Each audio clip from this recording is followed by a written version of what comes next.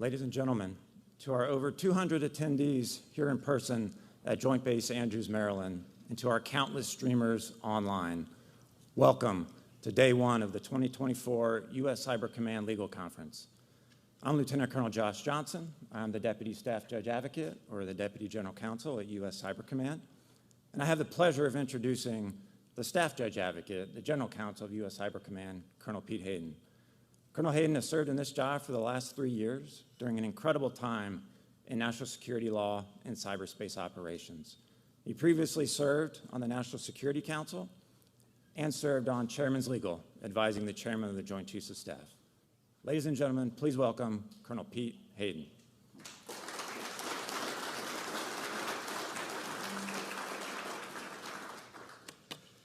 Wow. Good morning, everybody. As you mentioned, I'm Colonel Pete Hayden. I'm the Staff Judge Advocate at U.S. Cyber Command. Welcome to the 2024 U.S. Cyber Command Legal Conference. For the past 12 years, this conference has explored cutting edge of issues in cyberspace and national security, and specifically in military operations. It's always educational. Sometimes it's groundbreaking. You may be familiar with some of the speeches that have occurred here at this conference and some of the ideas that have come out of these forums over the last 12 years. The theme for this year's conference is the power of partnerships. We're going to get together with a bunch of panels and a bunch of colleagues, and we're going to explore how we can work together to build a safer and better world in cyberspace. Over the next few days, you're going to hear from subject matter experts, 44 subject matter experts in speech, and then, of course, all of you in the room and online. And we're going to cover topics. The subject matter experts come from the private sector. They come from the academy. They come from government, not just the military, but the broader federal government. They come from our international partners. The whole point is to learn how we partner with one another across lines. The topics are going to cover everything from privacy and civil liberties to competition and great powers, innovation, acquisition, private sector engagement, artificial intelligence, critical infrastructure protection, data protection, harmonizing the regulatory environment, and many more. I think you're going to find it interesting. I know I'm going to find it fascinating. So, what would we like to take away? At the end of every session, I'd encourage you to think of 3 things. First, what does partnership mean to you and your organization?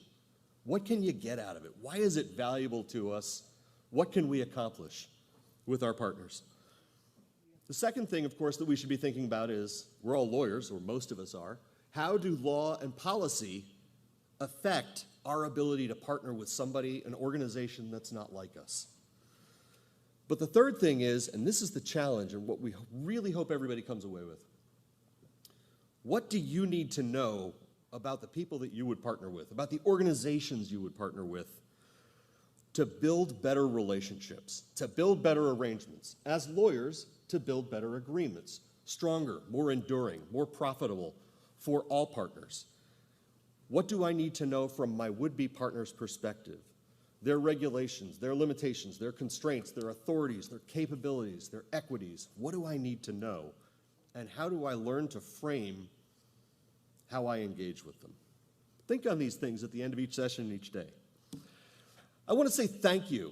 First of all, if you don't know her yet, I'm surprised. Lieutenant Colonel Lori Lincoln, who has spearheaded this conference and put everything together. I hope many of you know her. Lori's entire team has done a remarkable job with Ray Macias and Lieutenant Colonel Johnson, and then, of course, all of our team out in the front and the volunteers and the Smart Center, and then the defense media activity that's making it possible to bring this conference to those who can't be here in the room. Thank you to our 44 speakers, our experts who came to join us. But thank you to you in the room and to you online. Thank you so much for engaging with this stuff. Your discussion is going to make us better. So now, I'm pleased to introduce the keynote speaker, and the real reason that you're here at this hour, General Tim Haugh. General Haugh assumed command of United States Cyber Command and assumed the directorship of the National Security Agency and became Chief of the Central Security Service in February. This is after 32 years of distinguished service in both the intelligence community and the military operations communities. And I counted it up. The man has been in command 8 times. To a military officer, you understand what that means. That means he's been entrusted to be in charge 8 times, 13 out of his 32 years. That's a huge amount. But what does it also mean? You look at the why, and the why we want to work, and why he's entrusted with leadership. This is the kind of people that lead our largest organizations. Just like his predecessor, General Nakasone, he comes up with a vision. His principles are people, innovation, and partnerships. And what's the very first word? It's an organization of heavy policy. It's an organization of heavy technological change, and we're going to hear some of that because he's an expert on all that, as are many of his leaders in Cyber Command and many of the people that you're going to hear from this week. But number 1 was people. And the motto of Cyber Command is, we win with people, because that's what good leadership is. And that's what I encourage all of us to take to heart as we go back to our organizations. In this dual role, I don't know how he keeps it all in his head. How you do both the intelligence community, the cybersecurity community, and the military operations community. But however he does, we are honored to work for him at Cyber Command. So please join me in giving a warm welcome to General Timothy Haugh.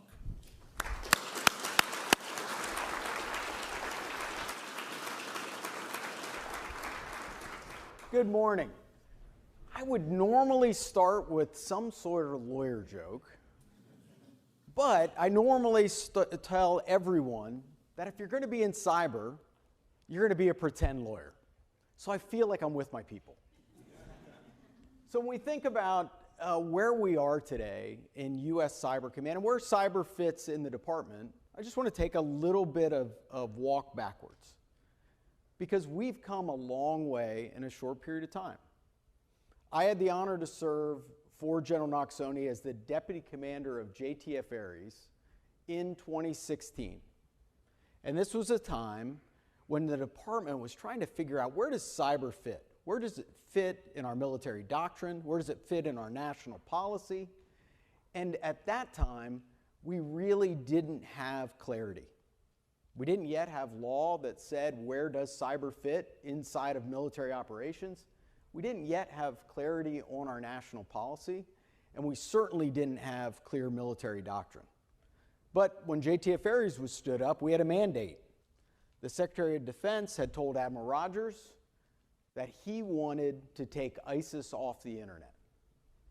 And Admiral Rogers stood up a joint task force that was focused on understanding what that threat looked like online. And so when we began to propose operations, each one of those operations required us to essentially knock on every door in the interagency to explain what were we trying to accomplish.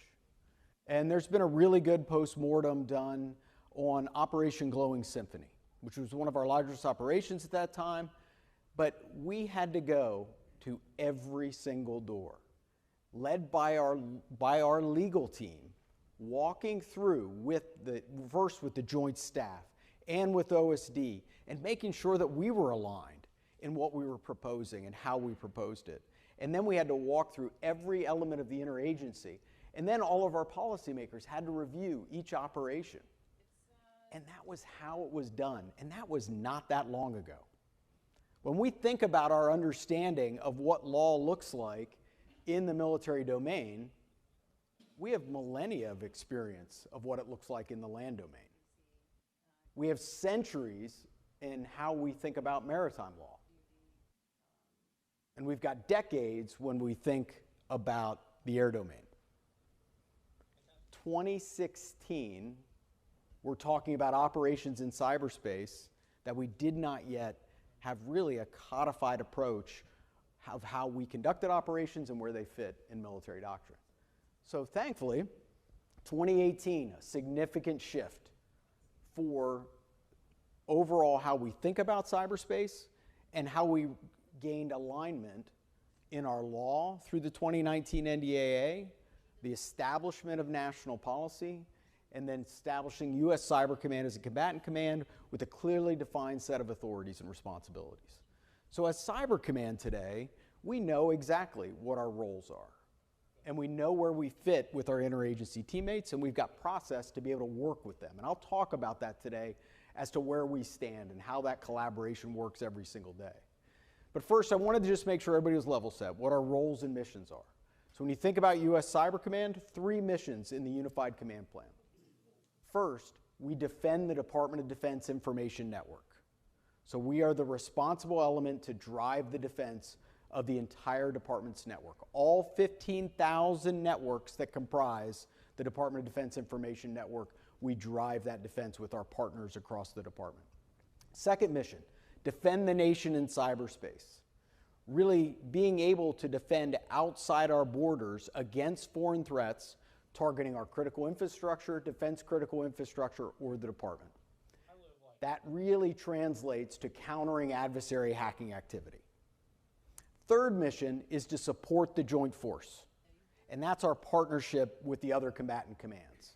And I'll talk more about how that partnership has evolved as we've integrated planning staffs with each of them and how we collaborate every single day. We have a fourth mission that has now been identified in the DoD cyber strategy, building partnerships with allies and partners. Clearly overlaps with the theme today. And we're proud of the work that we do with our international teammates, both those teammates that have capabilities and those teammates that are really trying to determine how does their Ministry of Defense build something that might be a cyber command or an entity that thinks about cyber and where it fits in their overall national strategy. So that's U.S. Cyber Command and the roles that we play. I want to touch on the roles of the National Security Agency because we certainly overlap every single day in how we operate. National Security Agency has 2 primary missions. First, as a foreign intelligence agency, conducts signals intelligence, the lead for the nation in conducting signals intelligence activities, to be able to collect information in the electromagnetic spectrum and to be able to produce indications of warning and intelligence for our policymakers. Lead for the nation in SIGINT. The second mission is in cybersecurity. Clearly defined responsibilities as the national manager for national security systems, setting the overall guidance and configuration essentially of our classified systems or systems that process national security information. NSA also has the responsibility in that cybersecurity mission to produce cryptography, the ability to generate code, and inside that, producing the cryptographic material that defend all of our systems. So as you can see, between NSA and Cyber Command, they're clearly defined missions, 2 organizations, but operating in the same space. And that's why we have a single leader of both organizations, to allow us to have speed and agility and to be able to operate in a way that ensures both organizations can succeed in their missions and also not collide in cyberspace. So really good. We have had great success. We can talk more about that if that's an area that you're interested in. The environment that we're operating in today certainly is a charged environment. You can walk across the globe and think about what the threats look like today, whether that's Russia's unlawful invasion of Ukraine and what that has translated to both for Ukrainian partners and for NATO. We could talk about the crisis that is going on in the Middle East since Hamas's actions against Israel and Israel's response, and what that has meant to threats to U.S. forces throughout the region and impacts on a number of allies and partners. We can look at what is happening today in cyberspace when we think about ransomware and the effect on U.S. corporations and Western corporations and what that threat looks like. We can also talk about what China's activities in cyberspace look like. And one of the areas that we think about often is how do we expose that activity in a way that allows the maximum number of partners to be able to take advantage of that understanding to defend against those threats. So when we talk about China today, one of the threats you'll hear us talk about is something we've identified as living off the land. And what that really means is we have put out very detailed descriptions of Chinese tactics in cybersecurity advisories.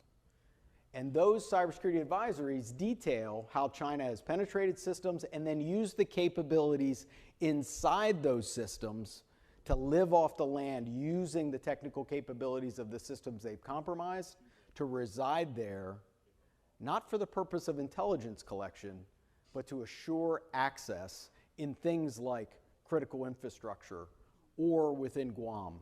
Areas that we know have relevance from a military perspective, but also for pre-positioning for other activities. Those are things we want to expose, and one of the reasons we want to expose it at that detail is so that we can then partner with our allies, with our partners, to talk about those threats at an unclassified level, to be able to share that information with our industry partners who also have insights that look different than ours based off their vantage point in either building the domain or operating in the domain. How do we increase that collaboration based off our knowledge? So as we think our way across the strategic environment, there are opportunities every single day to partner. And those are choices we make about how do we get the maximum benefit for the greatest number of partners as we approach those challenges. So one of the things that we're also thinking about is in our partnerships, one of the areas that we will address as we think about the future of U.S. Cyber Command is also how do we partner with industry in capability development. As U.S. Cyber Command, the original model of U.S. Cyber Command, when we were constructed, was that the services would provide capabilities to the forces they present.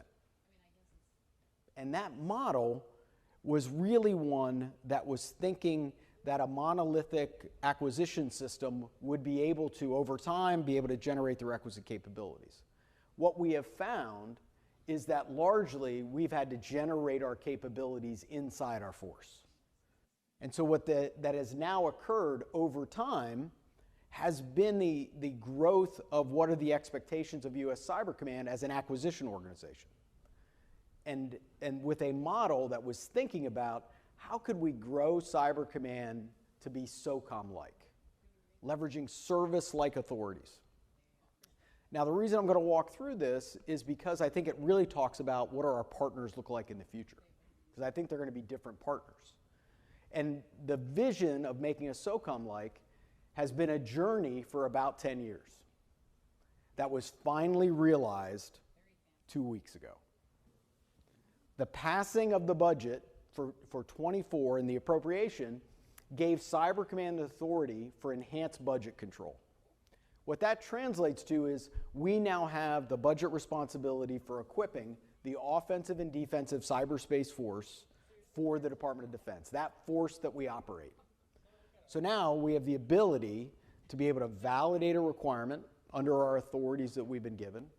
We can allocate the resources against whatever that need is, and then we will be able to acquire that under our own authorities, either inside U.S. Cyber Command or in partnership with the services where we drive the requirement, we have the resources, and now we're going to be able to produce the capability that we need for our forces.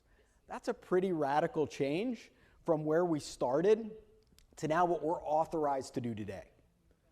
And what Cyber Command now has to do is grow into that role very quickly. And so in our discussions with the department, one of our key areas that we'll be talking about is how do we, as Cyber Command, rapidly mature our acquisition force. We're really confident in our cyber acquisition executive that we brought on to lead that team.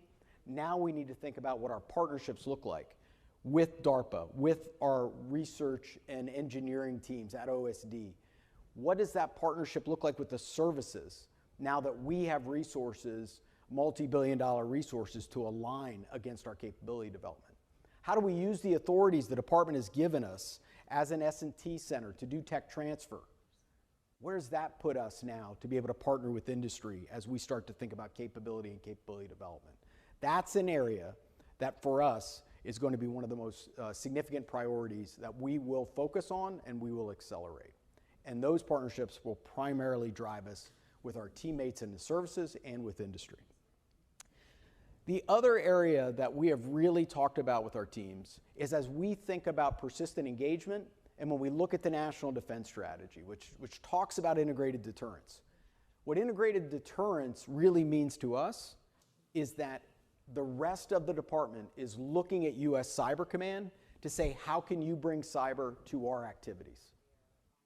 And as they think about their focus on strategic competitors, they clearly would like to partner with U.S. Cyber Command.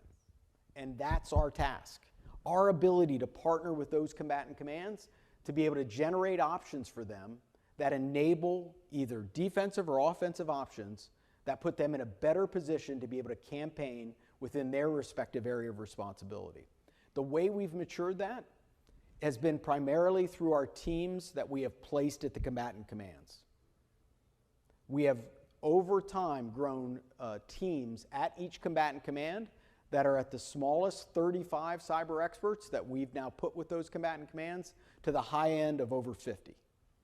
And that allows us to integrate every single day with every combatant command across the globe, and with U.S. Cyber Command being invested in their outcomes and being able to deliver cyber as part of how they campaign and how they think about integrated deterrence. For us, in the missions that we're responsible for, when we think about the overall responsibility to defend the DoDN or to defend the nation in cyberspace, the areas that we're thinking about are outcomes. How do we break down a problem? And we normally do it through a very simple structure. How do we generate insights about that problem? How do we enable defense? And how do we impose costs? And inside there, what we have matured to is very different than where we started in JTF Ares, which was about the department generating a capability and getting it approved to be able to execute. Today, it's about outcomes. And those outcomes could be a cyber operation. It could also be a public affairs release that exposes something from our adversary. It could be a defend forward mission where we send a defensive team to another nation to help them clean out a network and identify adversary activity and expose that activity. It could also be a sanction. It could be a demarche. It could be an exposure by the Department of State's Global Engagement Center.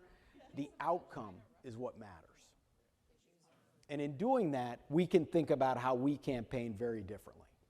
And we're proud of the work that goes on every day with our interagency teammates, with our other combatant command teammates, and also with our foreign partners that are also dealing with the very same issues, either within their networks or in requests from other elements of their government for more cyber capability. So the last area that I really wanted to talk about is how we really think about multi-domain. When you think about what the future holds, and we look at what's happening today in Russia, Ukraine, and what it means to not just be able to generate kinetic capability, it's also about how we operate, how we defend networks to ensure that we have information advantage. And so for us, as we think about those multi-domain activities, it's also about realizing that as a Department of Defense, we have incredible capability, incredible experience. But we have not had a crisis against and near peer that could both collect against us at scale and also target us within the cyber domain at scale. So what does that mean for us when we start to think about our priorities? That means we need to think about how U.S. Cyber Command leads the department to set the globe from a security perspective. How do we ensure that we're cyber secure so that we understand that the department would be able to operate all the way from our strategic capabilities to be able to move goods around the globe and to be able to ensure that we're best postured? That takes a number of partnerships. When we think about how the Department of Defense moves, our global reach, what does that also mean for the networks that we operate? What does that mean about the underlying infrastructure of the partner nation that we're going to be operating with? That brings with it an implied series of partners that we have to be able to be successful in anything that we're going to do in crisis. Those include our combatant commands, those include the interagency, and they include the foreign partners and allies that we're going to be operating with. And it's going to be different than what we've seen in our past. So for us, it starts with setting the globe. Wherever that crisis is, we're going to think about setting the theater. And how do we partner with the geographic element that may be the lead for that crisis to ensure that they have information advantage? That's an area for us that's going to be continued tradecraft. That's going to allow us to be thinking about not just where do we place our cyber protection teams, our high-end defensive force. It's about how do we use all the authorities that we have to set the configuration of the Department of Defense networks, to be able to set the training standard for anybody who does cybersecurity or defense across the globe in the Department of Defense. And it's also which partners and allies do we need to either team with, or when they come and say, hey, we need some help, as we think about standing up a cyber command, that's where we're going to invest our time and our energy. Because it's going to be important to our combatant command teammates to be able to respond in a crisis. The other thing we have to think about in any crisis is generating options. How do we generate options for our policymakers, for the Secretary, and for any supported combatant command? This is where the overall department and Congress's investment in U.S. Cyber Command and our ability to generate capability. We've got to be able to do that so we can generate options that are going to be relevant in competition, in crisis, and in conflict. We're doing it successfully today, but we've got to be able to do it at scale. And I think those are the areas we're pretty excited about. So finally, what I really wanted to walk through today is kind of talk a little bit about where we are. As I get the very exciting week of getting to be part of posture hearings all week long after leaving you today, it'll be an assessment of where we are today as U.S. Cyber Command and the National Security Aid. And we're at a really great starting place. But we have opportunity in front of us, and our grade sheet should be built on how well we use the authorities we've been given, how fast we scale, and how we partner. So looking forward to continuing a conversation with you. I'll take questions for a few minutes on any topic that you're interested in.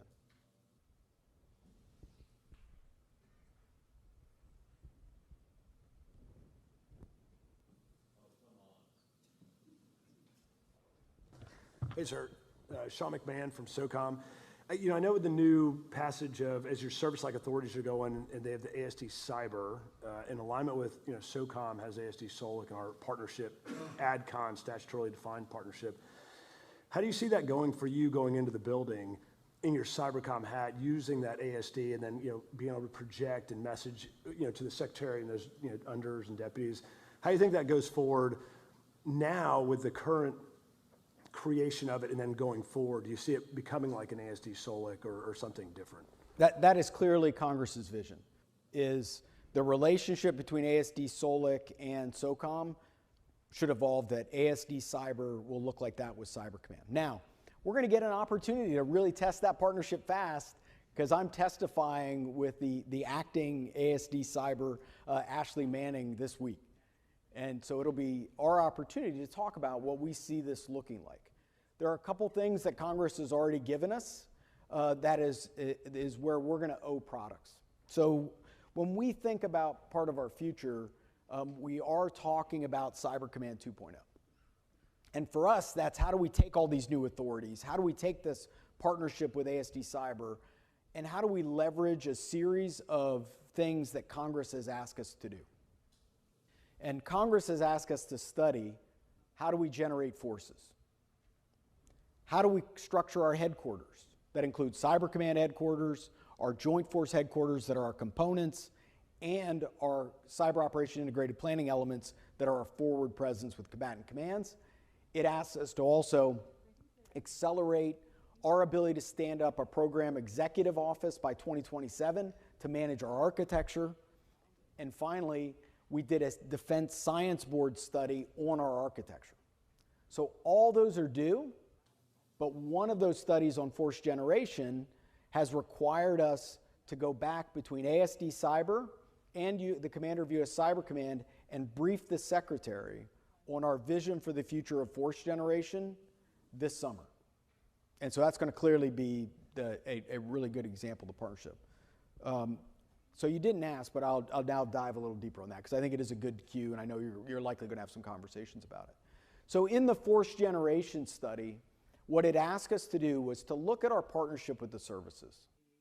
And what I will tell you is, over time, we have had with the services a different relationship between each service and at different parts of our creation and to where we are today.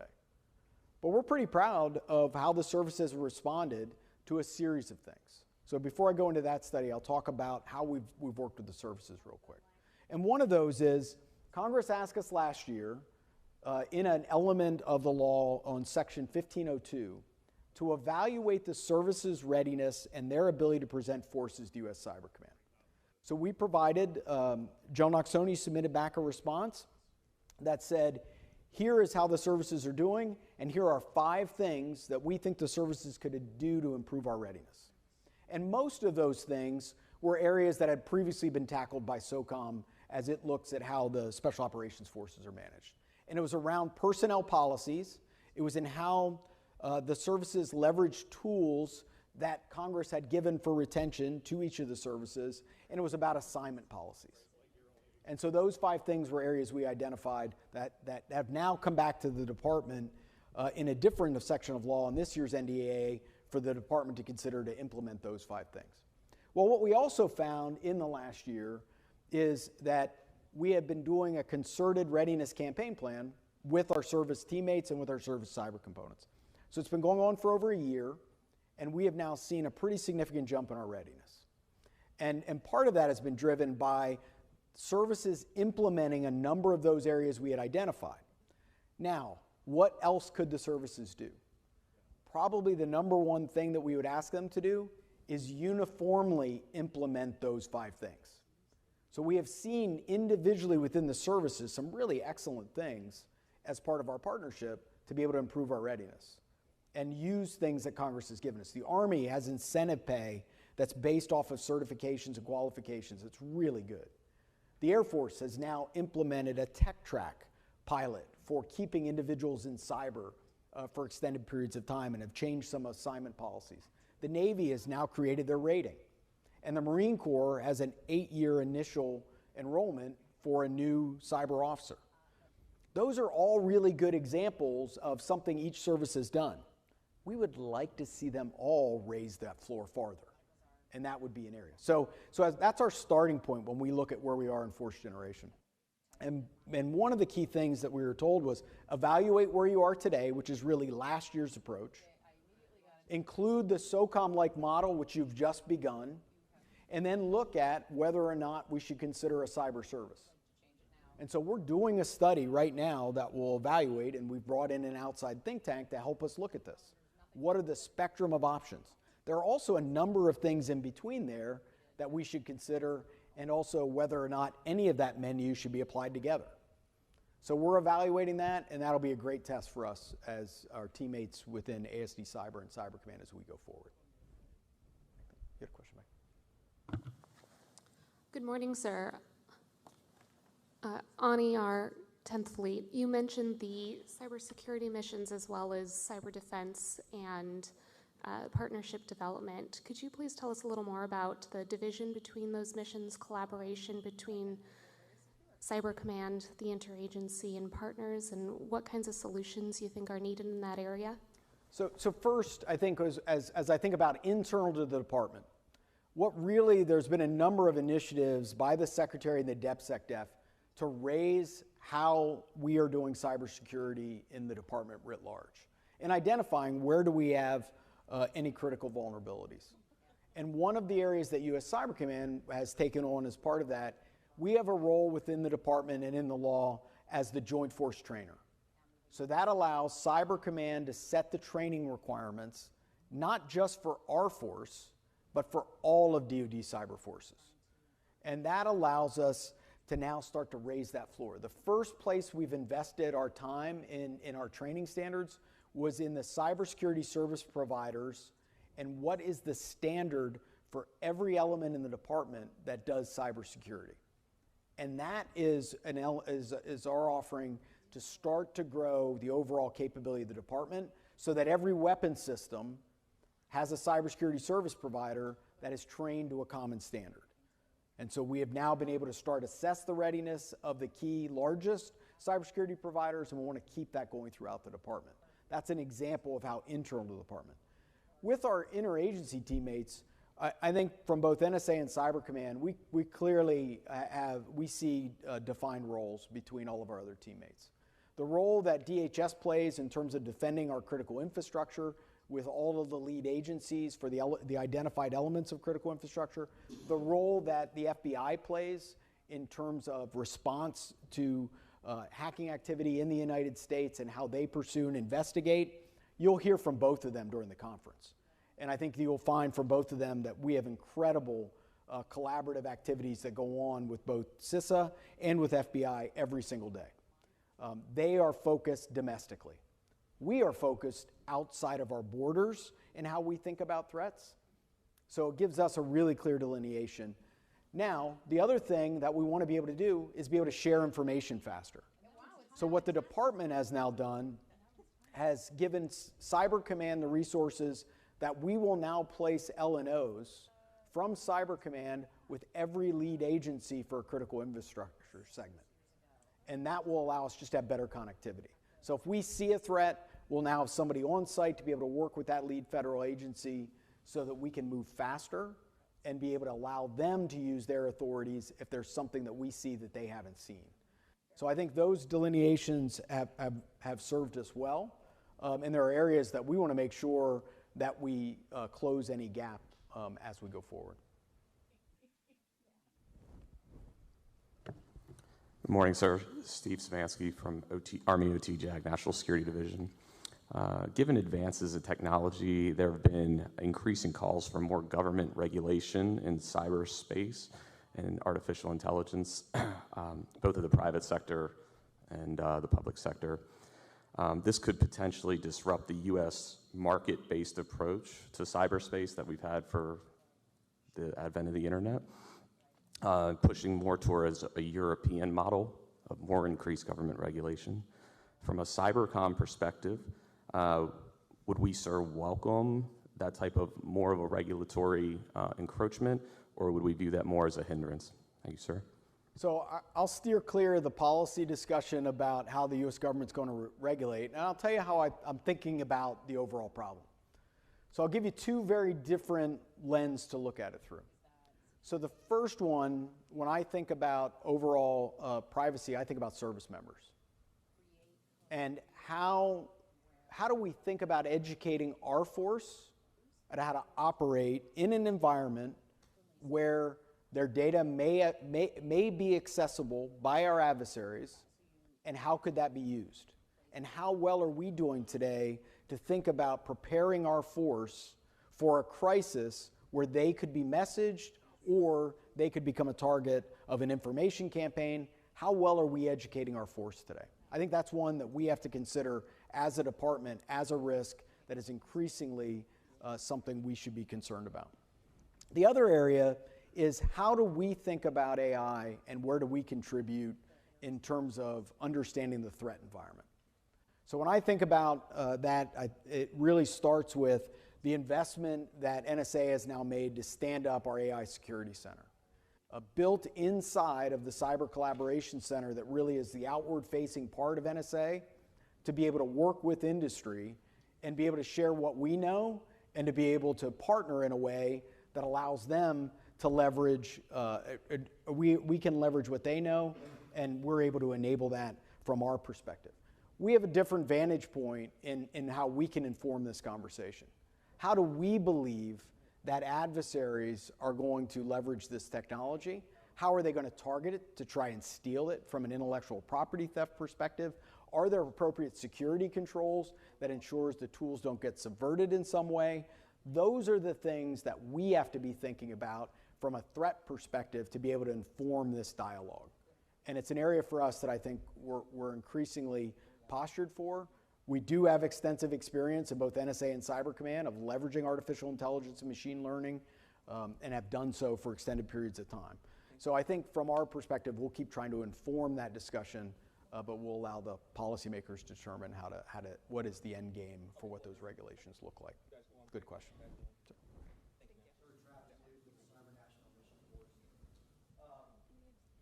Taking your idea on partnership just kind of one step farther, given that in the cyber domain, there's less of a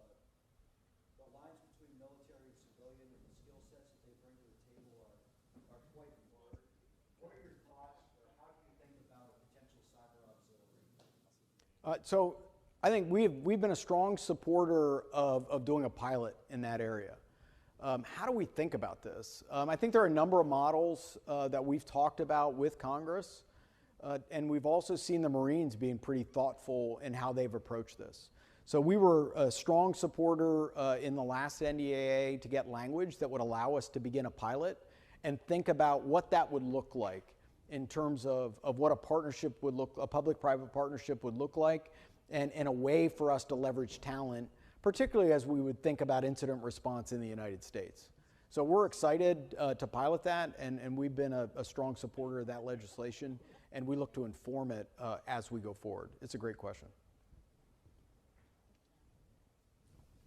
Sir, thank you so much for taking the time to come down and kick off our legal conference. We could not think of a better way to start. And the lawyers will appreciate how much of a wonderful client you are in terms of you value the legal advice, you seek out the lawyers, but you ask us tough questions and make us do our job to ensure that Cyber Command and our partners can accomplish our mission. Sir, best of luck in your congressional testimony. Ladies and gentlemen, please join me in a round of applause for General Haugh.